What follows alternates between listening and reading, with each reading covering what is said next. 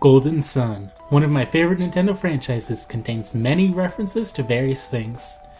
Few enemies don't allude to something, and the Jin sometimes have names that don't make sense at first, and occasionally ever. Golden Sun also includes the ability to summon entities based on real-world mythology and phenomenons. By channeling the energy of multiple Jin, powerful allies can be called to your aid.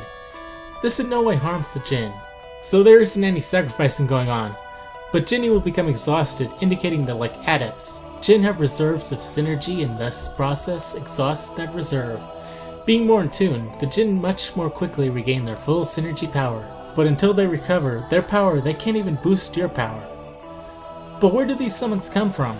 Let's first start by talking about the basic building block summons of the four elements. The weakest summons of each element are named after their element and summon one phantasmal Jinny of that element. This one Jinny expends its entire reserve of synergy in one powerful burst. Each of these four summons are based on the same Roman gods who are the namesake of the element.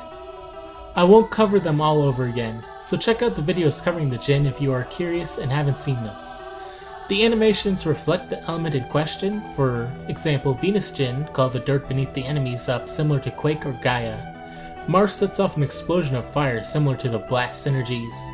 Jupiter, a flurry of wind blasts similar to the slash synergies, and Mercury splashes enemies similar to the douse or froth synergies. Each element has a basic set of 4 summons including the summons we just covered.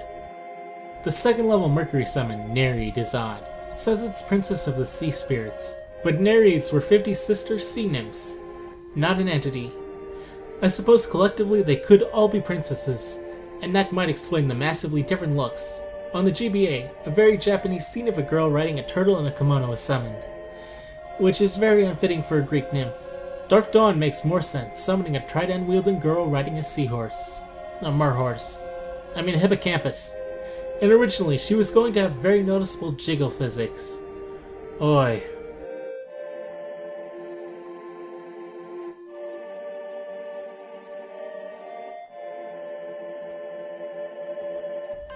Mercury's third level summon is also peculiar.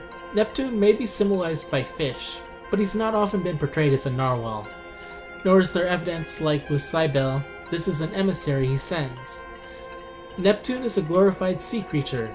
Granted, Greek gods transforming into animals isn't uncommon. It was Zeus's favorite pastime to turn into animals and rape people. So maybe Neptune can move through water easier as a narwhal. The ultimate Mercury summon, Boreas, was an anemone like Zephyrus, the wind god who had a gay love triangle. Boreas was known for commanding the frigid north wind, and like Zeus, he was into turning into an animal or binding people in cloud clothes before his sexual encounters. In this case he had a strong fondness for horses. And by fondness, I mean, you know what I mean. His fondness of horses is translated in him being a transforming robot unicorn train or bike.